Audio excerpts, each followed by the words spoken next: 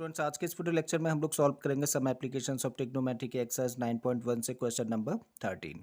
इस क्वेश्चन में हम लोगों को दिया है as observed from the top of a 75 metre high lighthouse from the sea level the angles of depression of two ships are 30 degree and 45 degree.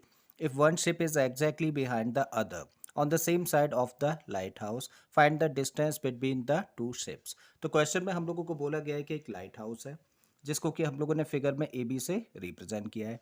अब इस लाइट हाउस की सी लेवल से जो हाइट दे रखी है वो कितना है 75 मीटर है।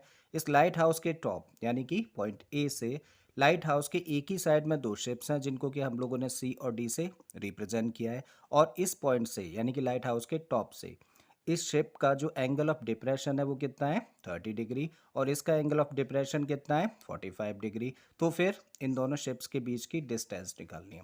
मीन्स हम लोगों को क्या निकालना है सी और डी के बीच में कितनी डिस्टेंस है। अब हम लोगों को ये फाइंड करना है तो इसको हम लोग लेट कर लेते हैं। Let the distance between these two ships is x metre. ठीक है, तो यहाँ हम लोगों ने एक्स मेंशन कर दिया। अब क्योंकि ये 30 डिग्री है तो ऑल्टरनेट इंटीरियर एंगल्स की प्रॉपर्टी से ये कितना होगा 30 डिग्री। सिमिलरली जब ये 45 है तो ये भी कितना होगा 45 डिग्री। ठीक है, अब हम लोग यहाँ पे क्या देख रहे हैं, दो राइट ट्राइंगल्स हैं। कौन कौन से, ए बी सी और दूसरा है ए बी डी। जब भी कभी इस तरह के क्वेश्चंस हो जहाँ पे दो राइट ट्राइंगल्स फॉर्म हो तो हम लोग क्या देखते हैं, कॉमन साइड देखते हैं। तो कॉमन साइड क्या है दोनों में, ए बी, ये दोनों ही ट्राइंगल्स में है। ठीक है, अब क्योंकि इसकी लेंथ हम लोगों को ऑलरेडी पता है तो इसके अलावा कोई और कॉमन साइड है। देखिए ये वाली साइड बी सी, ये कॉमन तो नहीं है बट किसी भी तरीके से इस साइड से लिंक्ड है ना। ठीक है, तो हम लोग क्या करेंगे, इस ट्राइंगल का यूज़ करेंगे और इस ट्राइंगल में हम लोग ये वाली साइड फाइंड करने की कोशिश करेंगे। ठीक है, तो किस ट्राइंगल से स्टार्ट कर रहे हैं, ए बी सी ट्राइंगल से। So in right triangle A B C. अब इस एंगल के कॉन्टेक्स्ट में हम लोग बात कर रहे हैं तो ये वाली साइड हम लोगों को दे रखी है जो कि एंगल के सामने है तो ये परपेंडिकुलर है और ये साइड हम लोगों को फाइंड करनी है जो कि अपने आप में बेस है।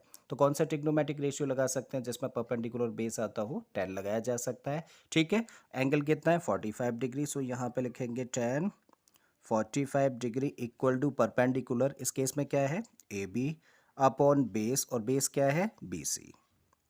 अब 1045 की वैल्यू होती है 1, पुट कर देते हैं। ए बी हम लोगों को पता है कितना 75 मीटर, तो यहाँ पे रखा हम लोगों ने 75 upon B C. B C को ट्रांसपोज कर देते हैं तो बी सी इक्वल टू कितना निकल आया 75 मीटर।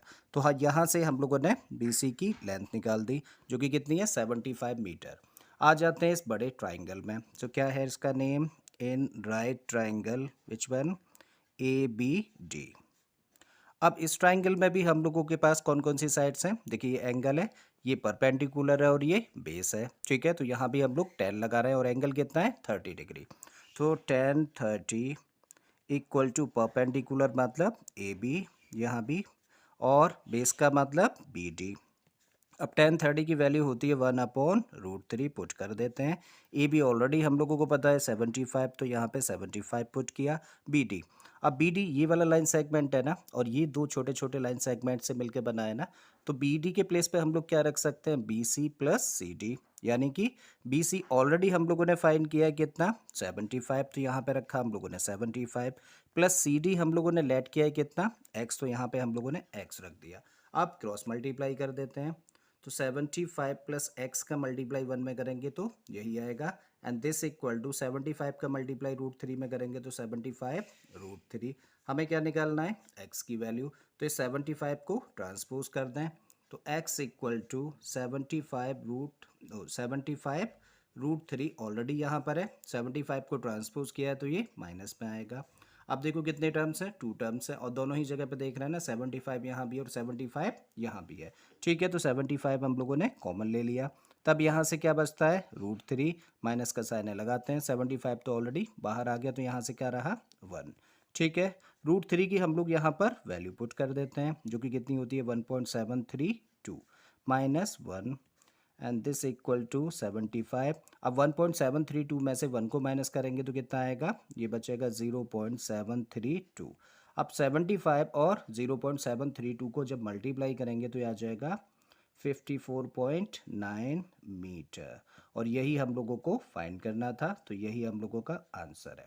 ठीक है। आई होप स्टूडेंट्स क्वेश्चन आपको समझ आ गया होगा। अगर ऐसा है तो प्लीज़ वीडियो को लाइक कर दें, चैनल को सब्सक्राइब कर लें और बाकी के क्वेश्चंस के लिए आप मेरी प्लेलिस्ट में चले जाइए। इस तरह के बहुत सारे क्वेश्चंस मैंने ऑलरेडी अपलोड किए हैं। फिर से आता हूँ एक नए क्वेश्चन एक नए कॉन्सेप्ट के साथ में। Till then keep learning and thank you for watching this video.